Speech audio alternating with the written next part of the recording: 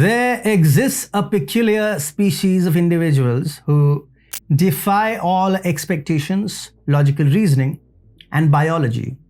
Let us call them Gillesquares. The fashion sense is utterly outrageous. They flaunt outlandish dresses that can make Lady Gaga look like a French noblewoman. Vibrant colors, mismatched patterns, and accessories that could double as avant-garde sculptures.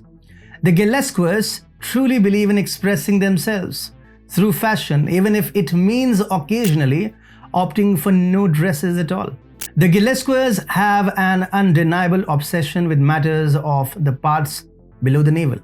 Their conversations always gravitate towards topics of bodily pleasure. They are a walking encyclopedia of perverted anecdotes, innuendos, and appalling double entendres. If you ever need a lesson in debauchery, the Gillesquares are your go-to expert. One can spot Gillesquares from afar due to their tendency to wander around in massive groups like a rowdy carnival parade. They roam the streets in swarms of hundreds, sometimes even thousands. Logic is not the Gillesquares' strong suit. They dance through life with a whimsical disregard for rationality. Their decisions are guided by the fluttering rainbow wings of perversion and absurdity. Gillesquares have a reputation for being the loudest bunch in all the land.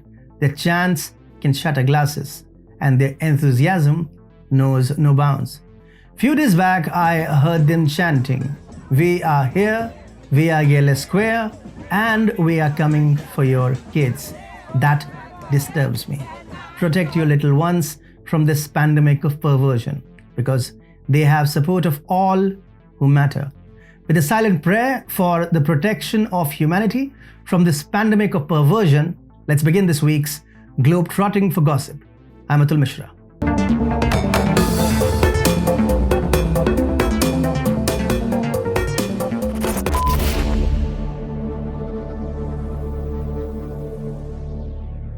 This week, we start with Russia first.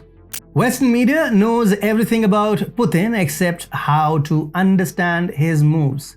They may have finally understood it, but as with so many Western media breaking now stories, the answer is obvious only in retrospect. But let me simplify. Wagner Group publicly criticizes Putin and Russian military. Wagner Group gets arms from the US. They orchestrate a coup in Russia. It's the Wagner boss versus Putin. Suddenly, Belarus chimes in, people kiss and call it a day. Putin gets rid of anti-Putin elements in the Russian army. Wagner's arms are now Russia's arms. End of the story. No, Moscow wasn't besieged, you idiots. No, Putin was not assassinated, you morons. At CNBC and CNN and BBC, you freaking idiots. Why are you even called journalists? Let us come to Asia now. Sleep, Hiroshi, and let the world spin madly on used to be Japan's motto. Not anymore. After giving a push to its very own arms industry complex, Japan is aiming for the digital gold, semiconductor. Japan's major semiconductor materials maker, JSR Corp, is now all set to be acquired by Japan Investment Corporation, JIC, a government-backed fund which has sent shockwaves through the industry. The secret of a successful marriage is not to be at home too much, and the secret of a successful country is not to be a pushover for too long. A strong Japan is good for the world. How many anti-aging creams have you tried? Big bladder? Have you stopped aging? No? Too bad. Because had you been a South Korean, you would have gone back to your age last year. Yes, that's right. Every person in South Korea is about to get at least 1 year younger after the government passed legislation ending the country's ancient and unusual way of counting age. New legislation kicks in on Wednesday that adopts the more widely held practice of beginning to count a person's age when they are born. Traditionally, in South Korea, a person is considered 1 year old on the day they are born. Congratulations, South Korea. But I still have a question. If Korea was factoring in gestation period for age, Why was it set to 1 year or 365 days? Humans gestate for about 270 days or 9 months. You know which mammal gestates for 1 full year? A donkey. Mohammed bin Salman said in no uncertain words that Saudi Arabia will not give oil to the US until the present administration mends its ways. That's level 2 of MBS's anger. When he gets enraged to level 1, that is the maximum, his men drag unsuspecting men to the Saudi Arabian embassy in Istanbul. What is the most American thing? Sanctioning other countries. What are the most American cars? Fords and Chevys. Beautiful 7-seater Chevrolet Damas minivans are now also being brought into Russia from Kazakhstan and Uzbekistan, where the vehicles are being assembled under license. Other Chevrolet models assembled in Central Asia have also been selling strongly in Russia since last year. Well, either the American sanctions are not strong enough or Chevy is not American enough. Let's come to Europe. Olaf Scholz is a deceptive man. He has this outward appearance of a bumbling idiot. And since people know appearances can be deceptive, they think of him as an intelligent man. And Olaf makes a big fool of them by actually being a bumbling idiot. But this deception game might be over for him. The far-right alternative for Deutschland has won a district council election in Germany for the first time in what is being referred to as a watershed moment in the country's politics. Meanwhile, anti-NATO protests have also erupted in several parts of the nation. This has led to a lot of Germans and non-Germans questioning, could he really be an idiot?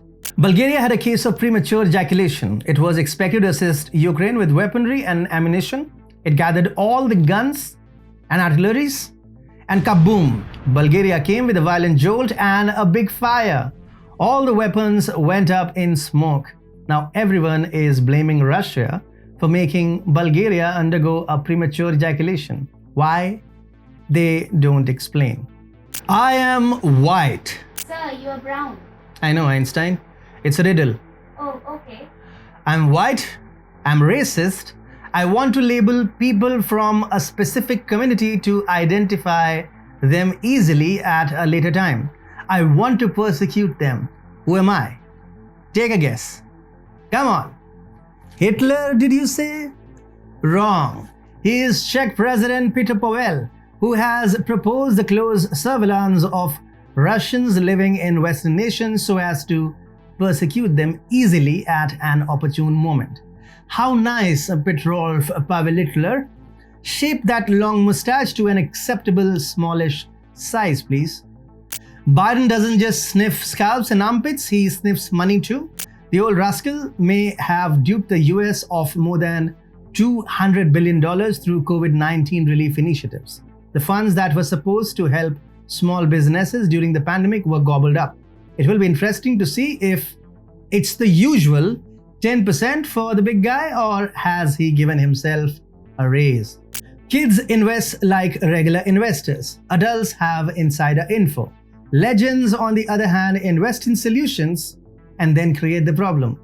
Bill Gates seems to be one such legend.